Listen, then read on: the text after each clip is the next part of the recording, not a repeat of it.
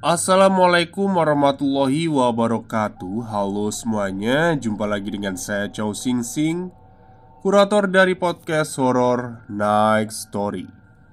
Halo, apa kabar semuanya? Semoga kalian semua sehat-sehat ya.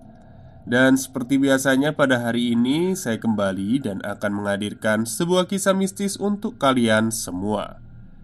Kisah mistis kali ini saya datangkan dari treat horornya Mas Simpleman, yang menceritakan sebuah desa misterius atau desa terpencil yang terletak di wilayah selatan Jawa Timur. Oke, daripada kita berlama-lama, mari kita simak ceritanya. Sebuah cerita yang pernah diceritakan oleh seseorang. Seseorang yang menurut aku spesial karena aku udah kenal dia lama sekali. Meskipun gak pernah satu sekolah, satu kampus, atau satu pekerjaan, tapi aku udah nganggep dia sebagai abang kandung sendiri.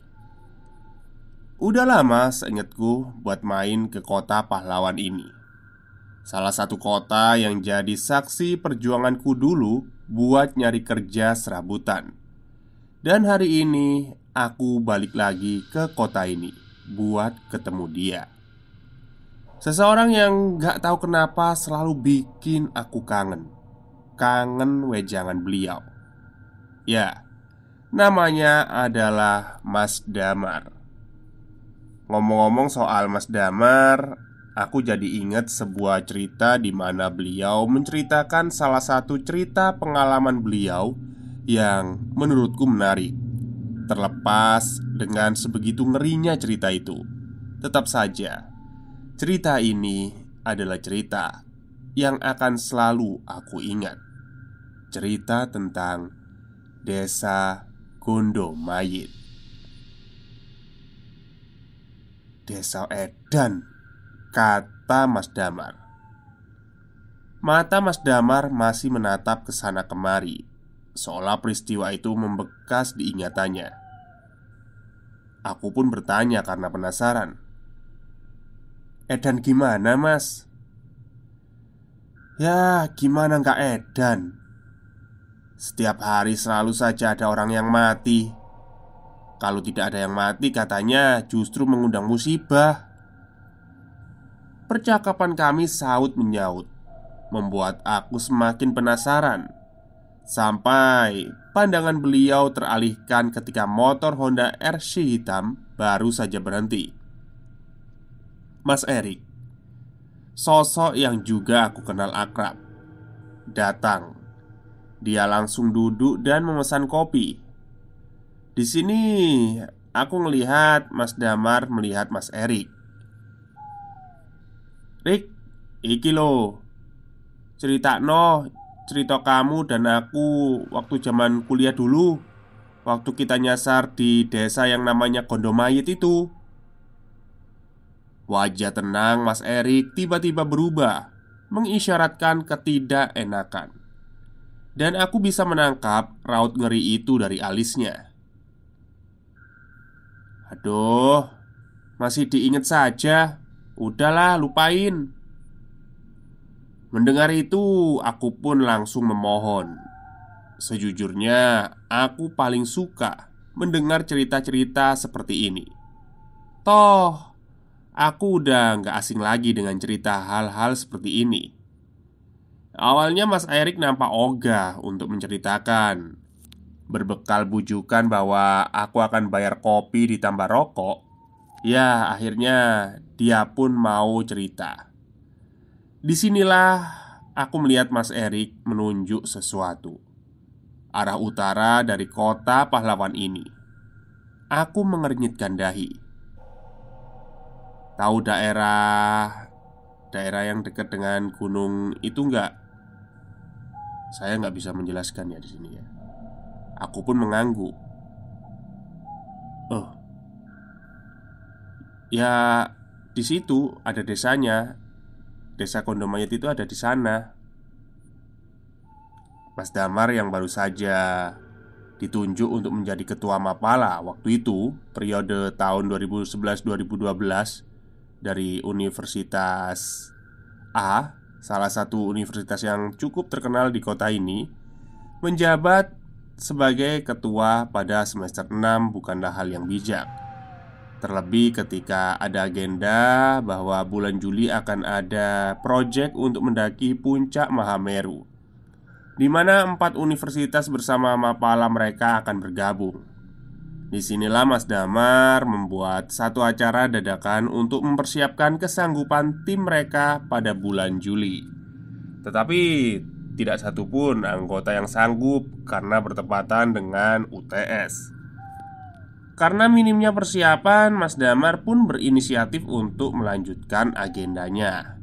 Meskipun bila harus seorang diri, Mas Erik, ketua Mapala sebelumnya pun akhirnya ikut bergabung. Karena toh ini untuk nama universitas mereka. Dan disinilah mereka dapat satu tempat yang dirasanya cocok. Alas, daerahnya itu Alas T gitu ya. Salah satu tempat untuk melatih stamina mereka karena medannya yang cukup menanjak dan ini juga tempat terbaik untuk mendapat momen di mana suhu tempat ini nyaris seperti suhu puncak Mahameru. Sebelumnya Mas Damar dan Mas Erik tahu apa yang sudah menunggu mereka di sana. Persiapan sudah dilakukan 1 minggu sebelumnya. Mulai dari izin untuk mendaki sekaligus menyisir tempat yang akan dijadikan tujuan pendakian ini. Meski jalur yang akan dituju Mas Damar dan Erik ini bukanlah jalur pendakian pada umumnya, namun Mas Damar dan Mas Erik ini meyakinkan dirinya. Perjalanan 6 jam terasa singkat. Terlebih di hari yang semakin petang, Mas Damar masih memeriksa semuanya. Kompas yang selalu dibangga-banggakan pun tak luput dari genggaman. Mobil mereka berhenti di salah satu pos yang sudah tidak asing lagi bagi mereka. Anehnya, malam itu tidak ada satupun yang berjaga. Seharusnya ada 1 atau 2 penjaga, karena meskipun ini bukan jalur pendakian resmi, ini adalah jalur yang seringkali ramai pengunjung, karena tempat ini adalah salah satu tempat objek wisata yang terkenal. Menunggu setidaknya itu yang dilakukan Mas Damar, karena bagaimanapun laporan itu penting, terutama untuk menghindari dari hal-hal yang tidak diinginkan. Namun 1-2 jam berlalu, masih belum juga muncul batang hidung yang jaga. Dan hal itu membuat Mas Erik gusar. Duh, gimana ini? Apa lebih baik kita langsung aja? Kata Mas Damar waktu itu. Mas Erik hanya diam saja. Kayaknya oke lah, nggak apa-apa. Sudah, gini aja Mar, kita tinggalin KTP aja di sini. Tulis pesan bahwa kita sudah melapirkan. Lagian kita nggak tahu loh sampai kapan petugasnya itu datang. Kata Mas Erik. Bimbang, itulah yang Mas Damar pikirkan. Bukan sekali 2 kali hal ini terjadi. Namun satu yang Mas Damar ingat, hal-hal seperti ini biasanya diiringi dengan petaka yang buruk di langkah selanjutnya. Namun Mas Erik benar. Tidak ada yang tahu kapan petugas itu akan kembali. Akhirnya nekat, Mas Damar dan Erik pun melangkah masuk ke dalam hutan, bersiap untuk menyambut penghuni yang sudah menunggu mereka. Jam menunjukkan pukul 8 malam. Seharusnya jalanan belum segelap itu. Apalagi jalurnya sendiri masih tidak seberapa jauh dari pos pertama. Tapi malam itu lain. Jalur itu lebih gelap dari seharusnya. Yang lebih aneh, tidak terdengar satupun binatang malam di sekitar sana. Medannya memang menanjak seperti bukit setapak yang bila ditelusuri lebih tinggi. Namun masih bisa ditempuh dengan santai. Di sini Mas Erik yang memulainya. Kalau kata Mbahku Dam, kalau nggak ada suara biasanya sih ada hantu. Hush, lambemu loh. Nggak baik ngomong kayak gitu, kata Mas Damar nyaut. Ada yang membuat Mas Damar dari tadi tidak tenang, berjalan di belakang Mas Erik. Seharusnya tidak ada lagi siapapun di belakangnya. Namun bulu kuduknya berdiri dari tadi. Bukan kali pertama Mas Damar merasakan ini. Selama dia mendaki gunung dan masuk ke hutan-hutan seperti ini, bulu kuduk atau leher meremang itu sudah menjadi makanan sehari-hari. Namun perasaan ini berbeda, seolah-olah yang ini jauh lebih mengintimidasi. Namun Mas Erik tidak merasakan apapun. Melihat Mas Erik membuka jalan dengan parang di tangannya, setidaknya memberi ketenangan pada hati Mas Damar. Sampai akhirnya ia mendengar ada suara lain. Mas Damar berhenti, disusul oleh Mas Erik. "Rik, Rik, Rik," panggilnya. Mas Erik mendekat, menatap Mas Damar dengan leluasa, mencari-cari pandang. "Ono apa?" "Ono ayam." "Ayam?" kata Mas Erik mengulangi. "Dengar nggak kamu ada suara ayam?" Mas Erik diam, mencoba mencuri dengar apa yang Mas Damar dengar. Namun Mas Erik menegaskan bahwa tidak ada suara apapun kecuali angin yang berhembus di sela-sela dedaunan. "Ah, ora ono." Mereka berpandangan untuk sepersekian detik, kemudian melangkah cepat-cepat. Ada hal-hal yang tidak sepatutnya diucapkan atau didengarkan. Salah satunya adalah suara ayam. Mendengar suara ayam seperti pertanda sial bagi siapapun yang mendengarnya, terlebih di tempat seperti ini. Mas Damar dan Mas Erik akhirnya memikirkan hal yang sama. Jangan-jangan kuntilanak. Meski kalimat itu tidak terucapkan, mereka sama-sama mengerti satu sama lain. Yang menjadi pertanyaannya adalah suara ayam yang didengar Mas Damar tidak didengar oleh Mas Erik. Hal ini menegaskan sesuatu, bahwa salah satu dari mereka sudah diincar sedari tadi. Degup jantung dan suara nafas terengah-engah menegaskan bahwa mereka sudah berjalan lebih jauh. Berpikir bahwa mereka sudah aman, Mas Eriklah yang kemudian mengatakannya. "Jancuk, ambu bunga sembujo." Mereka bertukar tatap. Tidak ada yang mengerti Mas Erik seperti Mas Damar. Umpatan atau kalimat tidak pantasnya biasanya menegaskan perasaan ketakutan, dan itu cara Mas Erik untuk menekannya. Namun, terkadang Mas Damar merasa hal itu bisa mendatangkan hal sebaliknya. Kadang, dunia mereka menangkap pesan yang berbeda. Benar saja, suara ayam, bebauan bunga, kemudian berujung pada sosok di balik semak belukar. Mas Eriklah yang pertama kali tahu. Namun keinginan untuk memanggil Mas Damar yang izin untuk buang air kecil mendatangkan rasa penasaran yang besar. Mas Erik mengintip sosok asing itu. Sosok tinggi, setinggi Erik. Dia berdiri di bawah pohon rindang, berdiri begitu saja, mengenakan baju yang terlihat seperti kain. Warnanya mencolok dengan kegelapan hutan putih. Mas Erik terus melihatnya. Tatapannya terkunci pada kepalanya yang sedari tadi tergedek ke kiri dan ke kanan.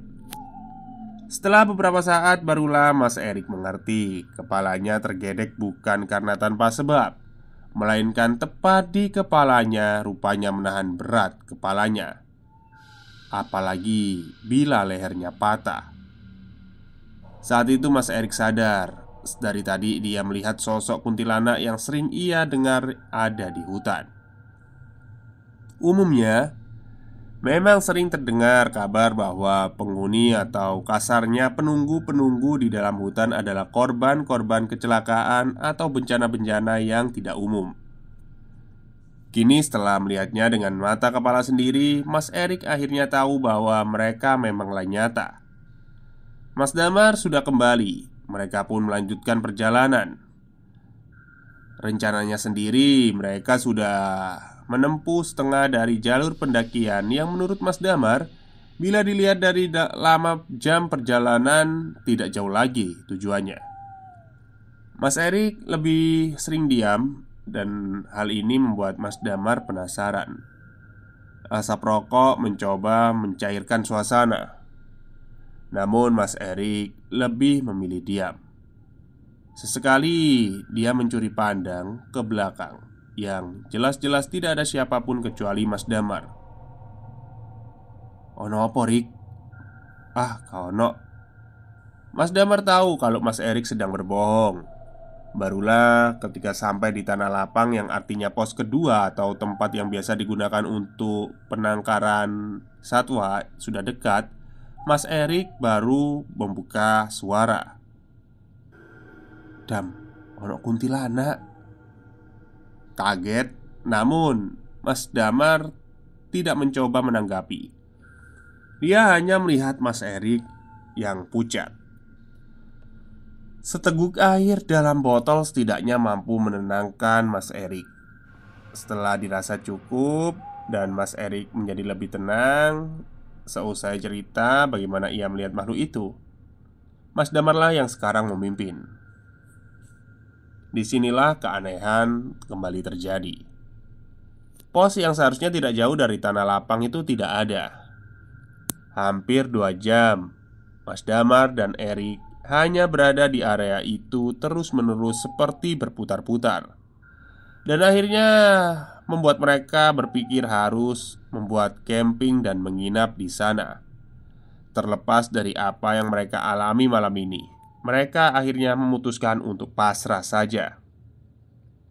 Sampai terdengarlah suara langkah kaki menghentak. Dan sontak mereka terjaga, diikuti suara ramai itu. Di sanalah Mas Erik dan Damar melihatnya. Orang-orang berjalan berjejer-jejer seolah-olah ada sesuatu yang sedang mereka kerjakan. Sampai mata Mas Erik dan Damar tertuju pada barisan paling depan. Di sanalah mereka baru sadar bahwa ada perkuburan mayit. Untuk apa orang-orang menguburkan jenazah pada malam buta seperti ini?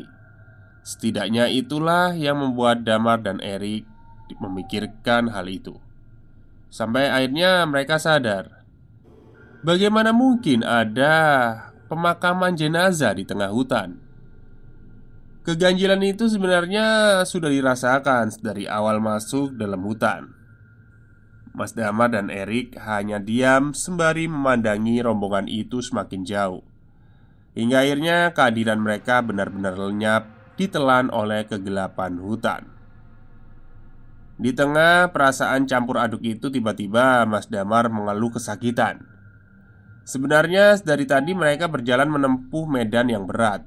Di bagian selangkangan Mas Damar terasa nyeri, namun ia mencoba untuk menahannya.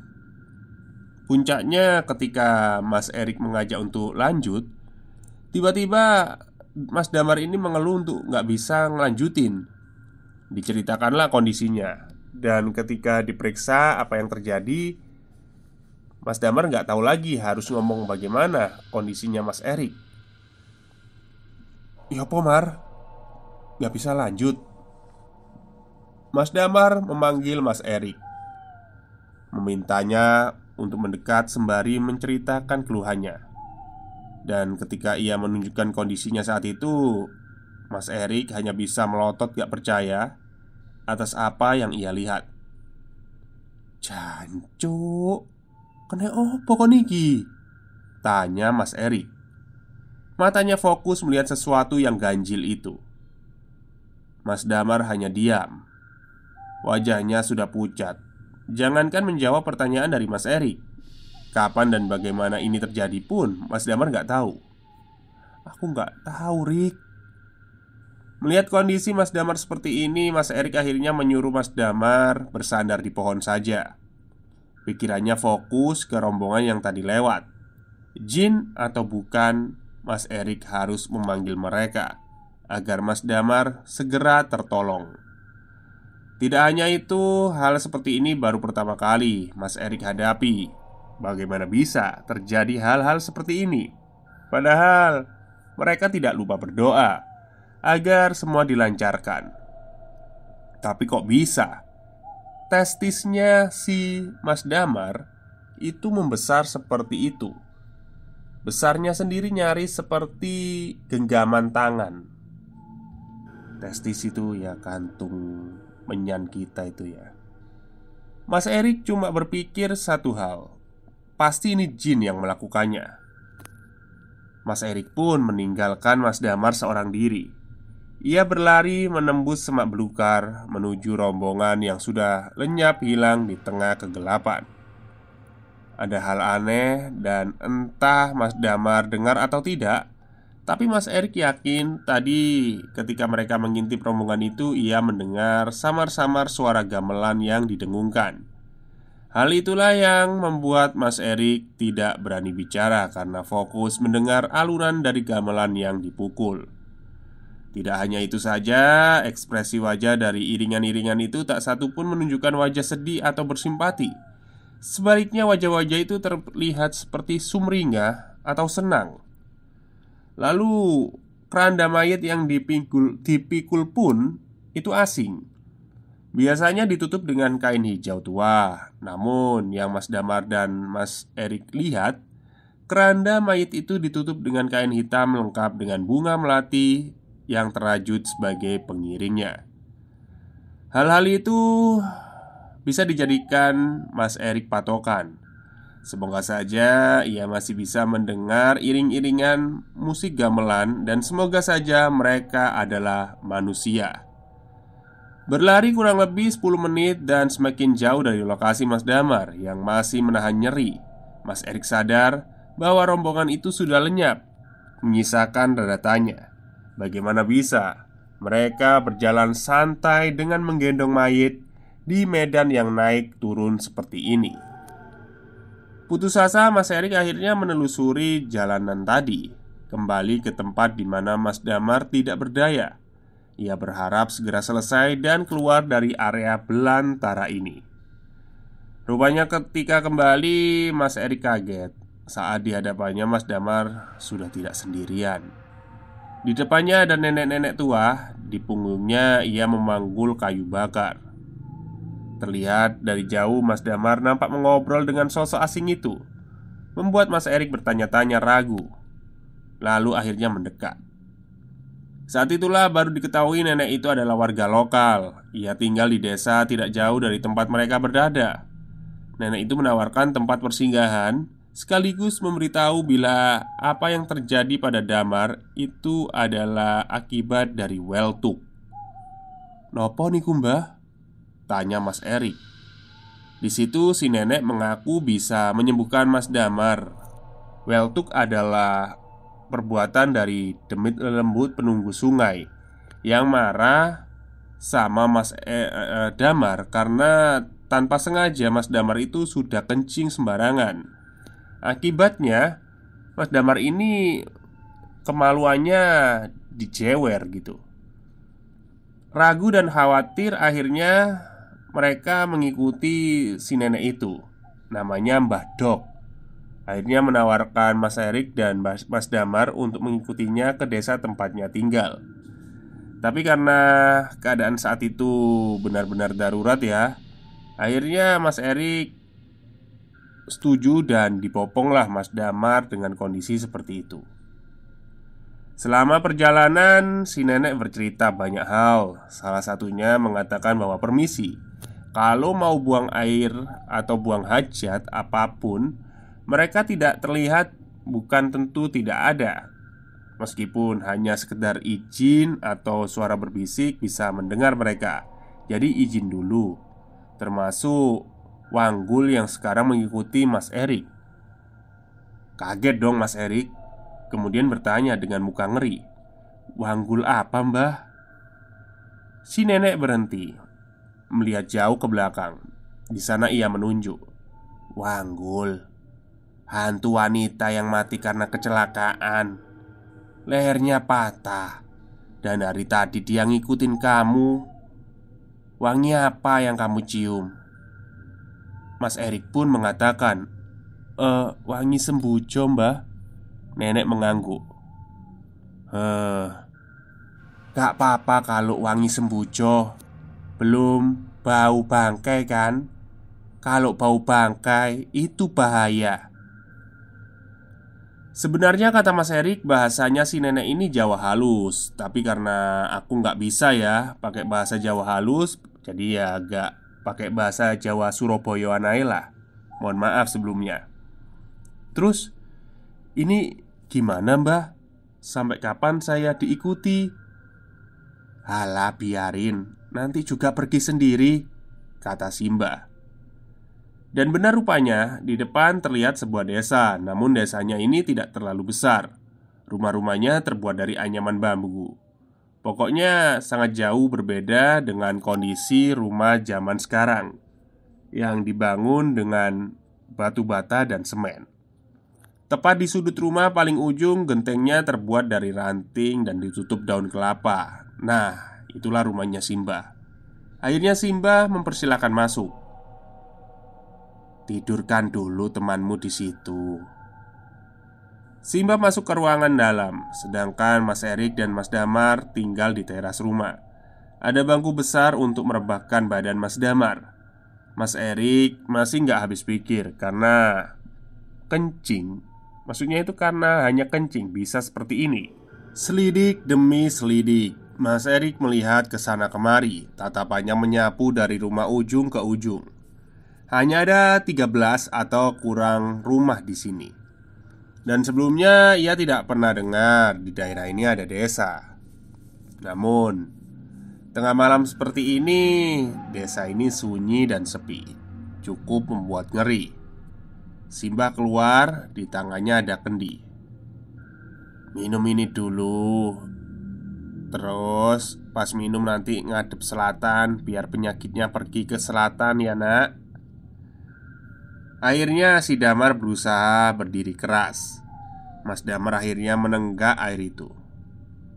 Sekarang masuk rumah. Jangan keluar dulu, biar bencananya pergi. Mas Erik tidak paham maksud dari Simba saat mengatakan ada bencana. Namun Mas Erik mengiyakan tawaran itu. Kali ini mereka yakin Mbah yang menolong mereka mungkin memang manusia. Di dalam rumah persis seperti yang dibayangkan Mas Erik. Rumah desa yang benar-benar seperti pedalaman. Tidak mungkin ada listrik. Bahkan peralatannya pun benar-benar lawas. Mas Damar sudah tertidur lelap setelah dipersilakan untuk istirahat. Saat itulah kaget bukan main. Mas Erik mendengar suara gamelan itu. Sekarang Mas Erik baru paham. Mungkin rombongan itu adalah rombongan dari orang-orang desa ini. Namun kenapa musik gamelannya seperti dekat sekali? Simba menuju ke pintu dan membukanya. Di depannya ada anak kecil, wajahnya pucat. Ekspresinya nggak menyenangkan. Semakin dipandang, membuat hati Mas Erik jadi gelisah sendiri. Simba nampak ngobrol lama, mencoba mencuri dengar. Mas Erik hanya mendengar kalimat patah-patah. Kalimat yang didengar Mas Erik adalah wayahe sedo bolo randa. Habis itu pintu ditutup. Simba kembali masuk dan mengambil kain, lalu menutup kepalanya dengan kain itu. Di sana Mas Erik bertanya, "Loh, badhe ten pundi, Mbah?" Saat itulah Simba menawarkan Mas Erik apakah mau ikut atau enggak. Tawaran itu awalnya membuat Erik ragu karena ia harus menjaga Damar. Tapi ada keinginan besar yang membuatnya penasaran apabila melihat wajah anak pucat itu. Seperti ada sesuatu yang ganjil. Mas Erik pun akhirnya ikut. Setelah lama menimbang-nimbang keputusan, rupanya Mas Erik dibawa ke sebuah rumah. Di depannya ada banyak orang yang menunggu. Dan benar dugaannya ada gamelan ditabuh di antara kerumunan itu. Tidak beberapa lama, pandangan Mas Erik menuju ke pintu rumah. Keluarlah 4 lelaki setengah baya. Mereka mengangkat keranda mayit. Yang membuat Mas Erik tidak nyaman. Dalam pikirannya ia bertanya-tanya, tadi bukannya sudah melakukan prosesi pemakaman ya? Kok diadakan pemakaman lagi? Di sanalah Simba memimpin. Ia berjalan di barisan depan. Karena sudah setengah jalan, Mas Erik pun terpaksa mau gak mau harus ikut. Di sepanjang perjalanan yang naik turun, nampak wajah-wajah itu menunjukkan ekspresi sumringah.